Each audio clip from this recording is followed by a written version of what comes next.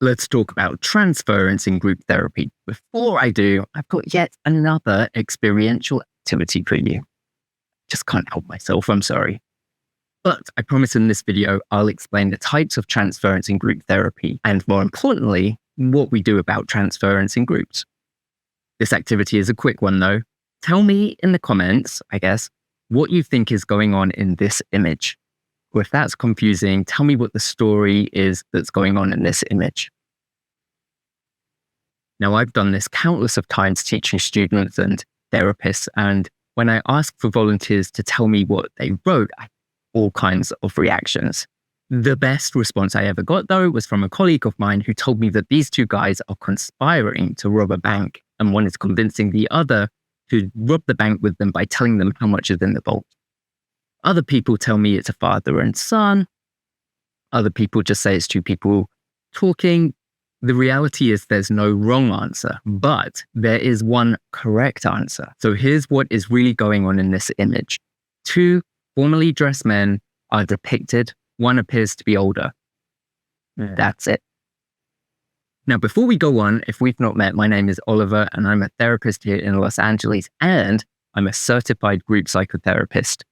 I would love it, obviously, if you hit subscribe or like or share this with a friend. I really don't know if anyone wants more videos like this unless you tell me, and sharing it, liking it is a good form of feedback. I love reading your comments and try to answer any questions you have. But stay tuned because I'm going to tell you more about what to do with transference in groups. But let's get back to that activity. What did we learn? Well, the fact is there's no single correct way to know what is actually going on in this picture because it's deliberately ambiguous. The only facts that we can really pull out are quite simple. Two men, one appears to be older, formally dressed. That's it. So if you had in your answers anything more than that, what's up with those extra words? A lot of things will be impacting the words that you use to describe it, your mood, how tired you are, how stressed you are. And combined with the vagueness of this image, it means that you have to rely on your imagination to give me more of a story or to explain it. I say that a lot of our creativity comes from our unconscious minds. And what is also in our unconscious minds is all of our past experiences and memories. The combination of both is what we rely on to fill in the gaps of what is going on in this image. Anything you wrote down that goes above and beyond the fact is coming from you and your past experiences. And the truth is, the extent to which you elaborated on the story you told may say more about you than it does the actual image. And obviously, the more vague the image is, the more we have to fill in the gaps using our unconscious and our creativity and our past experiences. And that is essentially what transference is. We're filling in the gaps of what we know about someone with a bit of imagination that's influenced by our history. Transference specifically in therapy context is when we do this to a person, and we're usually referring to a client's transference towards the therapist. We're trying to understand what is the image that the client is painting on top of the person in front of them. But that's not all, because in group therapy, transference can also occur between group members in really fascinating ways, which I will explain to you in a bit. Now, if you're not psychodynamically or psychoanalytically oriented, this is why that stereotypical psychoanalyst is straight-faced, doesn't react much, has a very bland office. And that's because the more vague the image or the more neutral the person, the more likely the client is to put more of their past onto the therapist, which we can use to understand about. So that's also why therapists are reluctant to share much about themselves. The less they reveal, the more likely the client is to make things up, which is going to tell us more about how they see the world, other people, and their history. I'm curious to know if you agree with this idea of transference. How do you work with it, or how do you understand it? Let me know in the comments below. Here are some of the more common types of transference that you're likely to see. The most obvious one is parent. So you will perceive your therapist the same way you perceived your parent when you were young. That's both the good and the bad. So if you had a very critical parent, you might start hearing criticism in everything your therapist says. All right? You could also be the idealized parent. You can perceive your therapist as how you wished your parent could have been. Clients say, my therapist is the best, and my last therapist literally saved my life. Things can get a bit more complicated in psychodynamic world because those roles can be reversed. It could also be child to parent. You perceive your therapist as the child you once were, and you start behaving like your parent did towards you. And you can also see, in theory, the therapist as the child you once were, and you become your idealized parent. I know, I might have to do another video on that. But let's get back to group therapy. Transference to the therapist is obviously an expected part of most therapy modalities, but it also happens to some degree in every relationship. Which means that group therapy is a little bit more complicated because there's multiple transferences going on.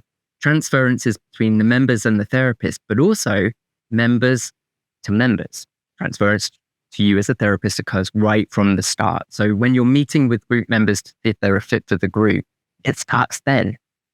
And if in those intake sessions you ask a potential member of the group their expectations of group therapy, kind of a good way to get a feel for their transference before therapy's even started. Got it. But really, no specific act is needed from you as a therapist to evoke transference. The mere existence of a therapist or a group is enough. Transferences, when they occur, really appear independently of whatever you do. It's just part of being human. Often, the resistances we encounter are linked to transference. And that resistance thing is a whole other video that you can check out somewhere around there.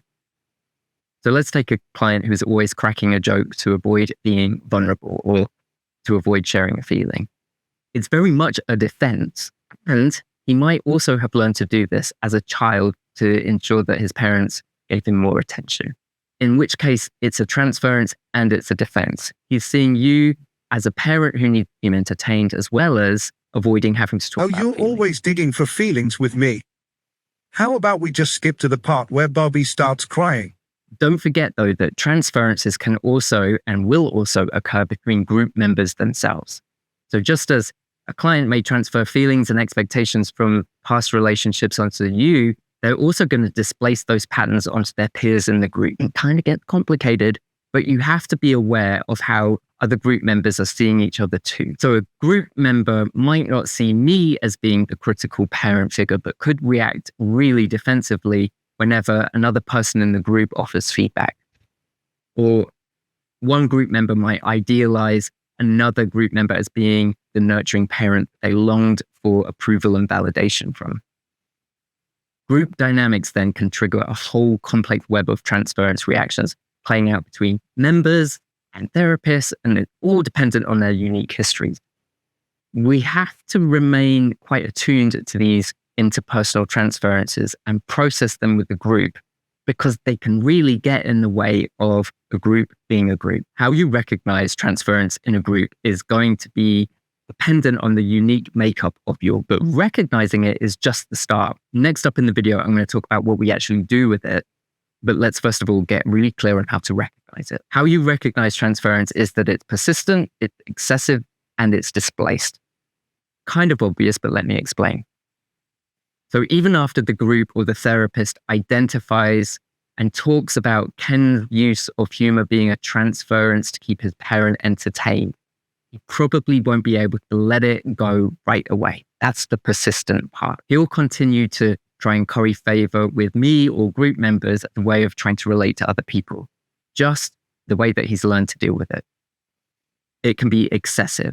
There's an old saying that if the reaction is hysterical, the root of it is historical. The reaction we have when in a transference is often exaggerated.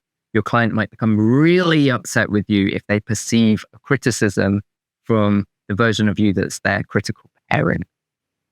Depending on what you said, of course, that reaction usually indicates a really long history with this perception. And that's what's telling you it's from the past. I try and remember that clients tell us their story with the transference. It's just more information to understand and unpack about how they see the world. So get really curious with it. And obviously, transference is displaced. So that very minor critical comment you made might be seen as a total rejection to the client. It kind of got more weight to it because it's loaded with stuff from the past. The comment or behavior reminded the client of something historical, and the reaction is displaced from the past to the present and all that history sort of compounds it in a way. All right, so what do you do about transference in a group? If you've not seen any of my other group therapy videos, you may not know that my pet peeve is when therapists do one-on-one therapy with an audience. That's not group therapy. Group therapy, at least in the way that I've been trained in the technique of modern group therapy, is all about getting the group doing things for each other and less about you making interpretations and engaging so much with the client. So once you get a sense that there's a transference going on, number one, keep the spotlight on the transference behavior. I would continually direct the group's attention to a member's transference and its effects. Okay, look, you cracked another joke instead of sharing a feeling.